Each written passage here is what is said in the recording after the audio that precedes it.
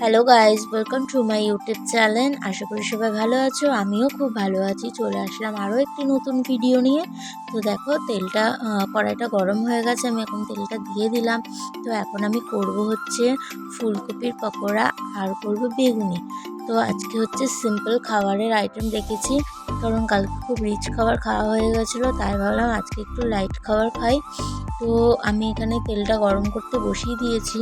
তো আর এখানে আমি ব্যাটারটা আগে থেকেই করে রেখেছিলাম বেসনের, তো ওটা আমি আর তোমাদের সাথে শেয়ার করতে পারিনি। এদিকে দেখো তেলটা গরম হয়ে গেছে। তো আগে আমি করে নেব হচ্ছে বেগুনি। তো তার জন্য আগে আমি বেগুনটাকে ভালো করে বেসনের ব্যাটারের মধ্যে মাখিয়ে নিলাম। তো মাখিয়ে আমি এখন বেগুনিটা একটা একটা করে ভেজে নেব।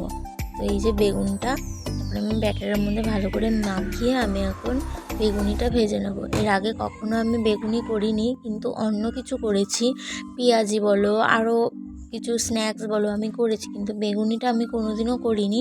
তাই আজকে আমি গোল গোল করেই বেগুনিটা করছি।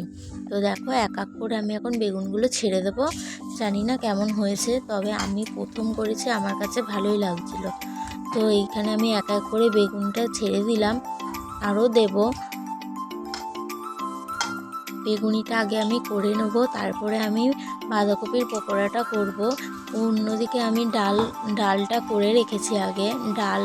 ডালটা আগে হয়ে গেছে আর ভাতও হয়ে গেছে। এদিকে বেগুনিটাও হয়ে এসছে এক পিঠ। এখন আমি একটা একটা করে উল্টে দেবো। পিঠ ও পিঠ ভালো করে ভেজে আমি নামিয়ে দেবো। তো দেখো ও পিঠ হয়ে গেছে। এবার এই পিঠটা করে আমি উল্টে এক এক করে আমি বেগুনিটাকে তুলে নেব। তো বেগুনিটা আমার কমপ্লিট হয়ে গেছে, আমি এখন নামিয়ে দেব। তো অন্যদিকে আমার ডাল ভাত কমপ্লিট হয়ে গেছে। তো এগুলো খাওয়ার সময়ই ভাজলাম, গরম গরম খেতে ভালো লাগে। এদিকে আমার বেগুনিটা হয়ে গেছে, আমি তুলে নিলাম। আর এইদিকে দেখো আমি পকোড়াগুলোও এক এক করে ছেড়ে দিলাম। ভিডিওটি ভালো লাগলে অবশ্যই লাইক কমেন্ট করে